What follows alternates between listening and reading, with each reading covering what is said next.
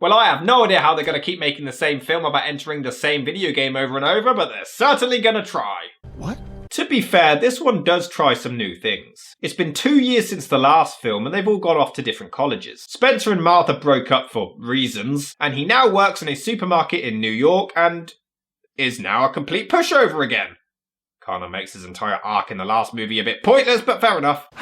Spencer is naturally depressed over the breakup and starts to distance himself from the group. His disabled granddad, Eddie, played by Danny DeVito, comes to visit, but that doesn't really help. He's so miserable, in fact, that he digs back out the broken console so he can become The Rock again. Because whose life wouldn't become immediately better by being The Rock? Don't be ridiculous. The group will meet up again over Christmas break, but Spencer doesn't show and they all realise they've not heard from him much and head to his house to investigate. When they find the game, realise he's gone inside and have to go back in after him to bring him back. The weird thing is, Martha doesn't actually get dragged in for some reason. And there's no explanation, she just doesn't. But Eddie's friend Milo, played by Danny Glover, also paid them a visit, and he and DeVito also get dragged into the game, despite being upstairs. But you will be thankful, because they are easily the highlight of the film. It's great. I'll be the first to admit that this movie does try new things, but that doesn't mean they also don't retread old material. They do go back to a bunch of the same jokes here. I'm the old fat dude. May I offer you a piece of cake? No! Smoldering intensity? It's this stupid face you make. Huh? I just gotta get this guy in shape. Sure thing.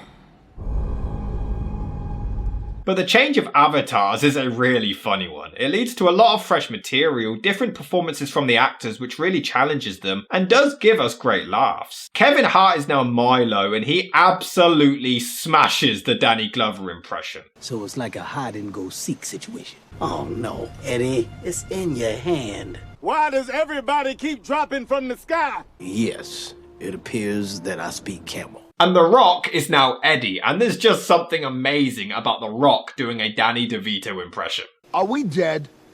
You know, I was just wondering the same thing. What the hell happened to you? I think my eyes are a different color. All of you is a different color. My hip feels pretty good now. We gotta get out of here! And Fridge is even Jack Black, so we get the wonderful privilege of hearing J-Balls doing his best black voice. Yes, I'm Fridge, goddammit!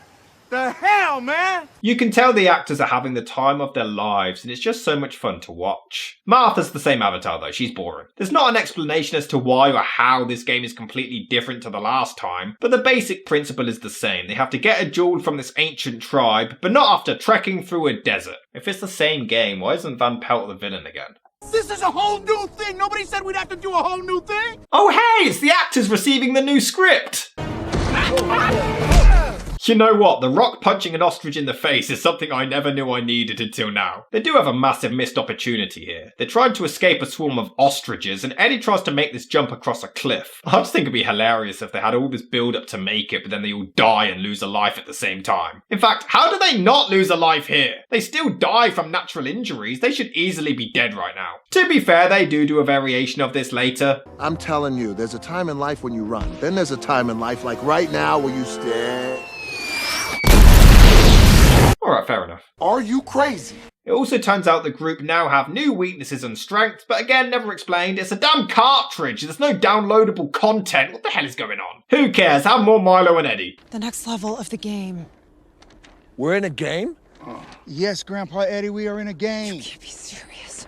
Did you know about this? The annoying thing is, Bethany goes to get Alex for his help, but they clearly have no idea what to do with these two. For whatever reason, Bethany didn't make it into the game, so they just needed an excuse to get Alex back. And this brings me to my next point. The filmmakers have no idea how video games actually work. Bethany and Alex somehow get into the game with him as the same avatar and her as a horse, but how? She couldn't get in earlier, but this movie hates explanations. The first film also seemed to suggest that only 5 players could enter the game, but now we're up to 7. But it also turns out that the horse is actually essential to winning the game. Well, how the hell does that work? The horse wasn't even in the first film. Spencer this time entered the game on his own. The horse wasn't randomly selected at the beginning. Someone only played the horse because Alex and Bethany magically entered. So if they didn't show up, the rest would just be stuck in Jumanji forever, being unable to win. In fact, The Rock is also essential to completing the game, as they have to pursue his ex-girlfriend. But again, Spencer didn't enter as The Rock. So if the others didn't join, the game would be impossible to finish. This script is stupid! But hey, it's funny, so who cares? Maybe if we could just get through this a little quicker. So they end up finding the bad guy with the jewel and bump into Spencer, who's now inside an Asian woman, weird sentence, Okay. who explains that he just wanted to feel strong again, but he ended up playing a character with weaknesses and strengths that practically mirror his real-life counterpart. So Fridge and Martha swap bodies, but it literally lasts 4 minutes. It's just so Fridge can perv over himself and do some acrobats while Martha can complain about Jack Black's body again, because that never gets old. But The Rock realising his strength and kicking ass with Danny DeVito's voice is something else. The thing is, the last film at least had a flowing of scenes with Van Pelt and other subplots, but this one is just kind of them going stage by stage. It's like a Star Wars sequel. But I guess that means it is like a video game.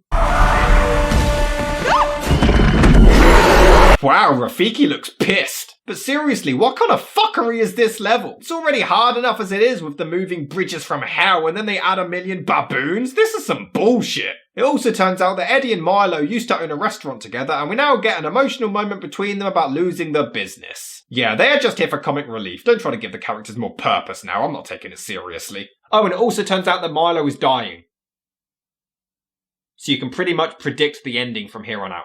And what are the chances they come across some of the water to all swap bodies to what they were in the previous film? But then Eddie and Milo, who's now a horse, get kidnapped. There is a really serious part where they all realise they're on the last level, but all only have one life each. It is quite intense. If it wasn't for the fact you know none of them are going to die. Well, I guess that's settled. So Spencer and Martha scale the fortress and then decide to rekindle their relationship. Time and a place, guys! I wouldn't take the villain too seriously though when his sidekick is fucking Kripke. But I'll reiterate my issue with the first film. They can get by any of these characters by lying as they're pre-programmed, so it shouldn't be this hard. Yeah, I know. For some reason during the final fight, they decided to put on some music for Martha to dance fight to, but she's proven several times that she doesn't need any music to kick ass, so this is all just pointless. And I can't help but feel Spencer showing all of this bravery is redundant because he did this in the last movie and was still a wimp again. What makes this any different? Oh well, he's on his last life, so it is quite intense, even if we know he's not going to die. And what a surprise, Milo wants to stay in the game as the horse. Now, I'm not having it. 2 hours of these two characters being a complete joke and now we're meant to have a touching moment. Nope. But is it just me who finds it weird that Eddie doesn't stay with him? He's also struggling with his health and is in bad shape. He complains about getting old and sick. Just stay with your friend. They even say Milo and Eddie. Milo and Eddie. That's my partner right there. that you're not staying with. Instead, he returns to the restaurant now owned by the aunt from the original film, which is a nice touch, and she agrees to let him work with her before he attempts a rock impression. Let's never go back there. I thought we already agreed on that. Well, you won't need to, because there's a scene during the credits where Jumanji comes out of the game, so maybe they did actually listen to my advice. The movie is a lot of fun to watch. They do recycle some jokes, but it changes enough for the comedy as a whole to still be somewhat refreshing and new. The story needed some tweaking and isn't that creative, but if you're looking for an enjoyable 2 hours with some laughs, this is still a movie for you to check out.